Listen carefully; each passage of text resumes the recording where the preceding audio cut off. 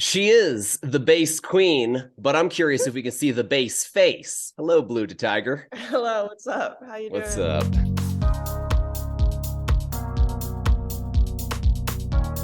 You are sort of the bass queen. You make indie pop music with a strong, groovy bass line underneath, sometimes breathy vocals on top, and all of that combined for your latest single, Lipstick. Let's get the Oh, silly question out of the way first.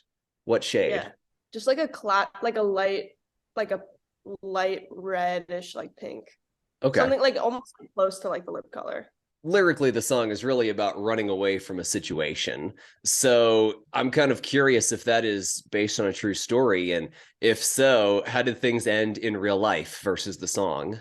I mean, yeah, I guess it's kind of inspired by real events.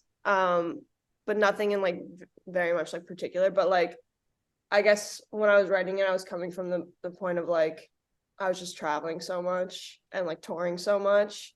Um, and it's just like it's really hard to, keep up with relationships, even like friendships too. When you're on the road so much and like, you kind of have to like leave and get away to like do your thing and live your truth and your passion and stuff. But then there's a part of you that's like, damn, I don't want anyone to forget about me. So that's kind of where like the song came from.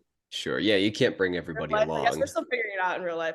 We're still figuring out how people do it while touring. I have no idea. I don't know, because I mean, you see some of the biggest artists in the world are still writing songs about how they're kind of lonely and how kind of, they drift apart from people. So I don't think there's a magic recipe. I think you're dealing with the same thing everyone else is. Yeah, exactly. Like I hope it's relatable also to people who aren't like musicians, but just, in general. You've got tour dates coming up that are very Yeah. exciting, opening up for both Charlie Puth and Sabrina Carpenter.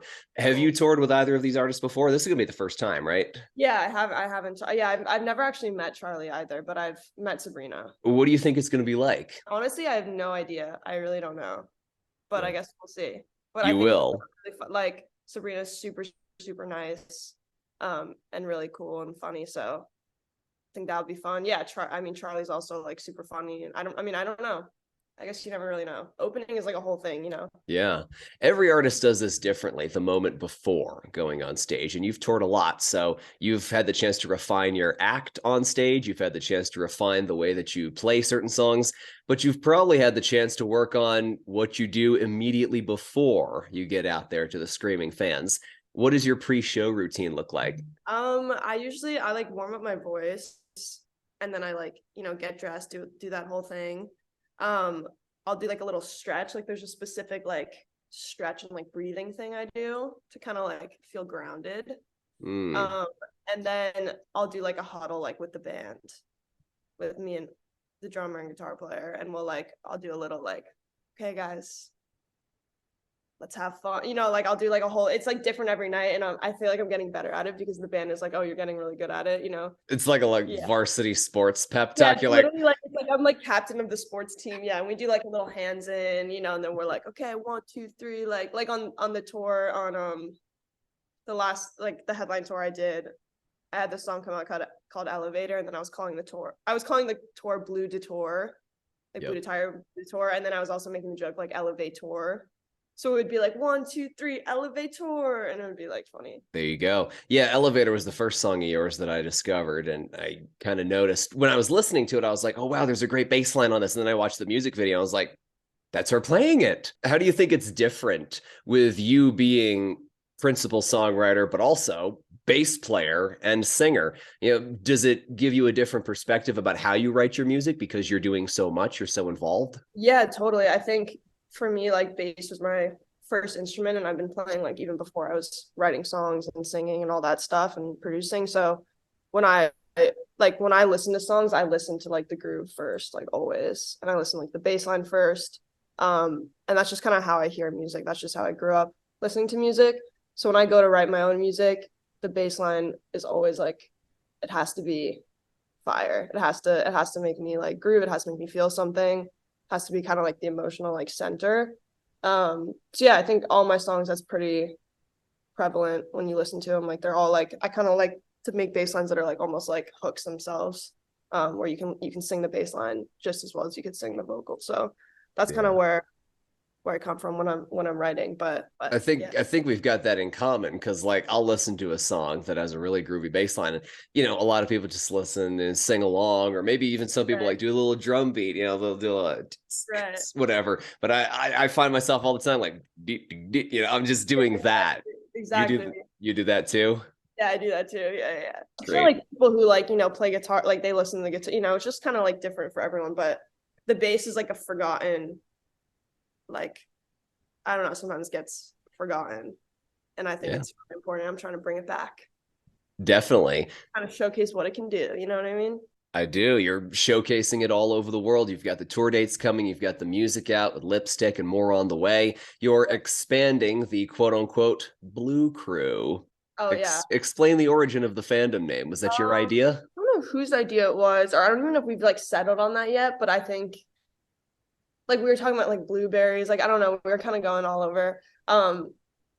But I like Blue Crew. It's just simple, the Blue Crew, of It course. has to match your name too. Yeah, it Yeah, has to. exactly. So Blue Crew. Yeah, we're just trying to expand. I think with these, I'm just really excited to get in front of like new people on these tours, and I hope people vibe with the music and perform. I just love performing, so I'm just excited. I'm like grateful I get to play for like these new audiences. So it's gonna be cool. It is. And possibly even inspiring a new generation of bass players too. Does Yeah. it ever come up in your mind where you're like, young girls could be watching me do this and go, hey, I want to do that too? Yeah, for sure. That's like the coolest thing for me. And I know it's happening because I'll get so many messages about it being like, oh, I bought my first bass because of you, and now I'm learning to play this song of yours and blah blah blah. Which is so cool. And people always, they ask me questions like what bass should I get? And I like to like make sure I'm responding and just being there for those people that are getting into the instrument. I think it's so sick. So yeah, we're just bringing up a new generation of bass queens, you know what I mean? Last tour, actually, my headline tour, every show I brought up a person from the audience to play. And it was like really cool. That's so cool. So, like, did you just kind of ask the audience, anyone here who can play bass, and just Yeah, looked at the raised that's hands? exactly what I did. I would be like, does anyone here play bass? And like a bunch of people would raise their hand, and then I would just like kind of pick someone at random. And oftentimes it was like a few times we had like really young kids. We had this one like 11-year-old kid who was so good. Yeah, we had a few young kids, and we had a few like, just like 16-year-old girls, or like, then we had a few older people. Yeah, it was just like a wide range, but it was cool just giving someone the opportunity to like be on stage like that, and I would like play with them, and we had like two bass. It was really sick. Yeah. What about you outside of music? I noticed you tweeted maybe a month ago or something that you were really getting into pickleball. Is that still something you Dude, I do? am. I'm super into it. I bought this like the court and the full set so that we can make it on the tour. Like when we're chilling in the parking, when you park the bus, and then Mm-hmm. I'm gonna like build the court in the parking lot. Bass I'm, queen and pickleball yeah, queen. I'm into the activity. I'm also really into basketball. I've been playing a lot of basketball. I used to play in high school, so now I'm like getting back into it. It's a good, good exercise. You're also going to try to get in your Olivia Rodrigo era, get that driver's license too. I know it's triggering, honestly. Like I could cry. No, I'm just kidding. Yeah.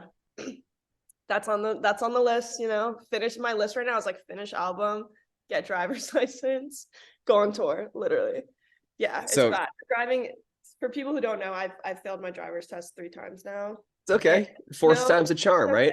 No one can be good at everything. You gotta get back up. It's a lesson in resilience, perseverance, and you just gotta get back up. But I do think I'm a good driver. I'm just really bad at taking the test. Like I just get so in my head during the test. Yeah, no, I feel that. Perform, which is crazy because I can perform and not be nervous to perform, but then I'll be in the test and get really nervous. Could be the best thing for your tour because that means somebody else always has to drive you around. Exactly. I've never had to drive like a van. I've never had to. I can always just be like, sorry guys, I don't know. It's not safe. Last one here for you, Blue, and thanks so much for the time as well. Sure. Best way to keep up with you, is that going to be on socials? Is that going to be on your text line? Is that going to be out in person at a show? What do you hope people do? Yeah. Everything, just everything. Yeah. I mean, socials for sure. Hit me on IG, TikTok, Twitter, all that stuff. Yeah, my text line is awesome. I like to respond to people personally if anyone has like questions about anything, and then also send out like, big announcements and stuff over there. So check that out. And yeah, come to a show, of course. Come say what's up. I'll be at the merch table like at all these shows saying hi to everyone. So if you come to one of the Sabrina or Charlie shows, make sure to say what's up. That's awesome. So you can buy a shirt right out of your hand. Exactly, and I'll sign it. I'll do the whole thing. I just like to like meet people. It's like I just after the pandemic and I didn't get to like see people in person. Like I like talking to everyone that's at the shows. It makes them feel more personal. Yeah, I agree. Well, it's been great talking to you, Blu. So thank you again for Yeah, coming on. so much for having me. Very nice to meet you.